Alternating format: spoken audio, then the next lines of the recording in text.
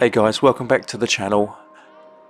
This video is going to be just covering a few bits that I'd forgot to upload in some of the earlier videos. As you'll see here, we've magically got a roof again. This is me taking the chimney down.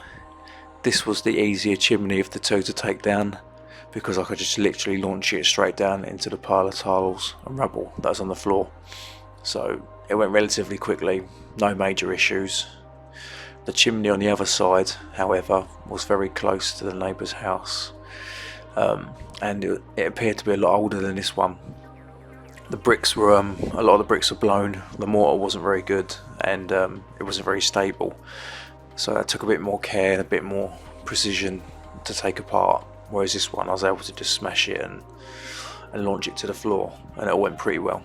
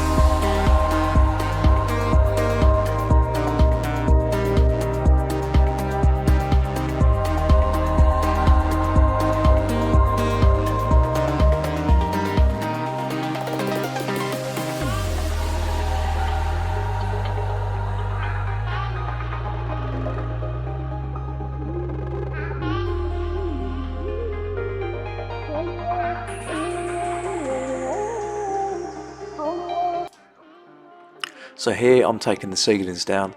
As you can see, some of the ceilings already come down. Basically where I took the tile off and it rained so much in April, the plasterboard just couldn't handle it anymore, and it basically all just collapsed in on itself. One day I walked in and half of the ceiling was down on the floor. So I thought there's no better time than the present to take it all down. So I basically just climbed into the loft. I've got a big sledgehammer there, and I'm just tapping the boards down, and they pretty much all fell down as a whole. So it all went quite well. You'll see in the next video in a minute, in the dining room, you'll see the amount of water that was sat on top of the on the plasterboards. As I knock it through now, you can also see the lines of water on the ceiling, but look, you can see now I start knocking it through and it just pours in, and it all comes down pretty much in just one big sheet, which made it quite easy. It's quite a lot of clear up for this. I just bagged it all, and then I paid a man in a transit van to turn up and just take it all. I think there was about 40 bags of plasterboard in the end. A lot of it was waterlogged, so it wasn't the easiest to get down and put away.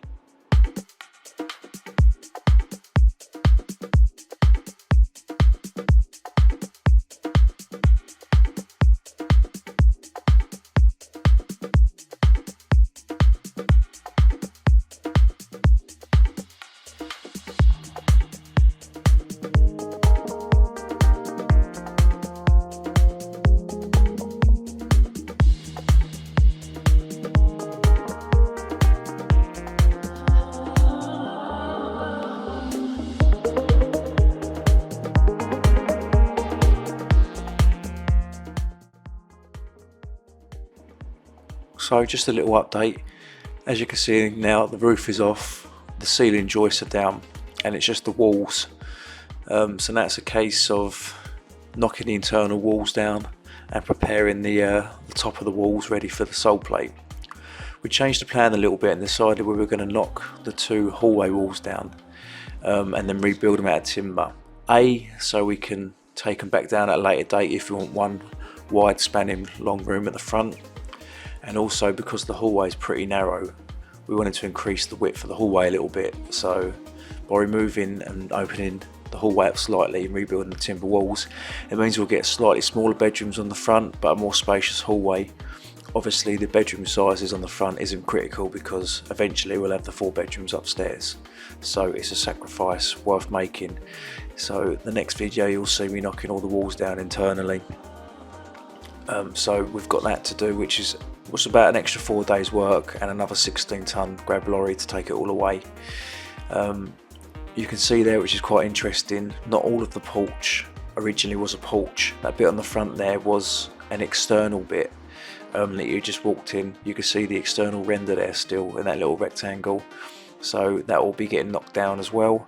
You can also see where the room to the right was 2 rooms at one point because it's dog-legged across. So I'm not sure whether that was a little storage cupboard or what. I haven't quite understood or worked out the original layout yet of the bungalow. It's very difficult to tell. So the walls to be knocked down will be the far left dining room wall that splits the 2 living room and dining room apart. That will be completely going. The kitchen wall will be going. The hallway wall to the left, the hallway wall to the right will also be going. The next phase after that will be to rebuild the top of this. As you can see here, the inner course has been built up an extra course of bricks to take the angle of the roof rafters. So I've got to build up the external course so it's nice and level. I've got to knock all of that old mortar off on the bricks and on the lower bricks, so I've got a nice clean decent surface to rebuild it. I've also got to rebuild the corners up because the corners were knocked off for the angles of the hips, so that needs to be rebuilt. And then I've just got to clean up all of this top wall face here and then re-brick the outer course all the way around the perimeter of the bungalow so that I can put a new sole plate for the timber frame on. That part of the chimney breast there still needs to be knocked down, so I can then pull that scaffold board across, and then I'll have to rebuild the internal part of that chimney breast there. But I've got to remove the gas flue first before I can do that. I'm not going to lie, I've now got the utmost respect for bricklayers. It's not easy. It's certainly not easy laying bricks level, and it seemed to be even harder trying to lay the bricks to match the wonky uneven bricks. So yeah, it's not something I'll be taking up as a career anytime soon. As you can see here, the conservatory is bodged. They basically attached the conservatory roof to the rafters without going right up to the wall. So now I've removed the rafters, I've got about a foot gap between the conservatory roof and the bungalow wall, so I'm going to have to build something temporarily just to support the conservatory roof, because when they take the scaffold down they need to stand on that roof, and also obviously if it rains it won't be watertight. The wood beam there above that bay door and window needs to be removed. That's just basically a timber beam and then stud walling under that, so that's all got to go. That kitchen wall there will be going, so I've got to rip out the oven unit, kitchen units down there. They've got to come out.